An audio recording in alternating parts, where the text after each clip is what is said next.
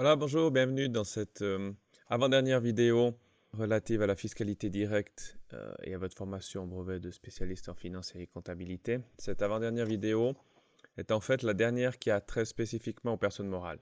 On a vu des introductions, on a vu des éléments plus spécifiques par la suite. Et aujourd'hui, au niveau des personnes morales, comme on l'a fait finalement pour les personnes physiques, on va s'arrêter sur la répartition de l'impôt. Répartition de l'impôt sur le bénéfice, répartition de l'impôt sur le capital. Il restera ensuite une dernière vidéo liée à ce cours de fiscalité directe qui aura trait à la procédure. Donc, quand on parle de personne morale, on parle d'état financier, on parle de bilan, on parle de profits et pertes. Et donc, il y a sur cette base-là, potentiellement, un impôt à répartir suivant la situation de la société, si elle a un établissement stable ou pas, s'il y a plusieurs forts d'imposition. Donc, quand on parle de répartition, on parle de répartir le capital, au même titre qu'on parlait de la fortune pour une personne physique, et le bénéfice, au même titre qu'on parlait de l'impôt pour la personne physique. Donc, c'est en fonction du bilan, c'est en fonction du profits et pertes, donc il va falloir savoir lire ces comptes, je dirais, avant même de procéder à cette répartition et avant même donc de prendre en considération les éléments des fonds propres. Par exemple, quand on dit répartir le capital, qu'est-ce que ça veut dire? Est-ce qu'on prend que le capital action, le capital social? Est-ce qu'on prend les réserves issues d'apport? Est-ce qu'on prend les réserves issues du bénéfice? Est-ce qu'on prend le PP reporté, etc., etc. Donc, premier élément, c'est un élément comptable. Il faut des états financiers et il faut savoir, je dirais, les lire. Ce que je ne doute évidemment pas dans votre formation. La deuxième question, c'est comment on va répartir ces éléments? Dit simplement en fonction de quote-part. Donc, autrement dit, il y aura une clé de répartition entre les différents forts fiscaux. Évidemment, la totalité de ces quote-parts, de ces pourcentages, devra arriver à 100 pour répartir l'entier du capital, respectivement du bénéfice.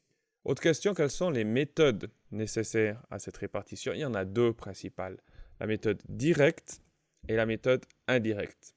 La méthode directe est celle qui se base sur la comptabilité elle-même, finalement, sur une comptabilité distincte entre le siège, assujettissement illimité, domicile principal, et les domiciles secondaires, que sont les établissements stables, avec un assujettissement limité. C'est notamment généralement le cas plutôt pour les banques, les assurances et ces grandes entités. Sinon, on a la méthode indirecte qui est beaucoup plus communément utilisée, notamment pour les petites et moyennes entreprises. C'est donc une répartition qui ne se fait pas sur une comptabilité différente entre chaque établissement stable et le siège, mais en fonction d'une seule comptabilité globale, mais selon des facteurs économiques, en fonction d'une clé de répartition qui va être définie sur la base d'une seule comptabilité qui pourrait regrouper le siège et différents établissements stables. Et c'est là qu'il faut prendre en considération ou avoir à l'esprit un élément important. La répartition de l'impôt va se faire de manière différente selon le type de société auquel on a affaire. Si on a affaire à une société commerciale, on va prendre comme base principale le chiffre d'affaires. Par contre, si on a affaire à une société industrielle, une société de production, alors à ce moment-là, justement, on va utiliser des facteurs de production et notamment deux facteurs importants que sont le capital et le travail. J'y reviendrai tout à l'heure. Donc, en fonction du type d'entreprise, une répartition qui peut se différencier. Autre élément à prendre en considération quand on veut répartir l'impôt, d'un point de vue, je dirais, pratique, il va falloir définir, comme on l'a fait pour les personnes physiques, on retrouve toujours un petit peu ces analogies, il va falloir définir les forts d'imposition, c'est-à-dire finalement les lieux d'assujettissement. Alors on a le fort principal, c'est-à-dire l'endroit où il y a le siège, l'endroit où il y a l'administration effective, c'est a priori l'endroit où il y a un assujettissement illimité. Mais il y a la possibilité d'avoir des forts secondaires en cas notamment d'établissement stable.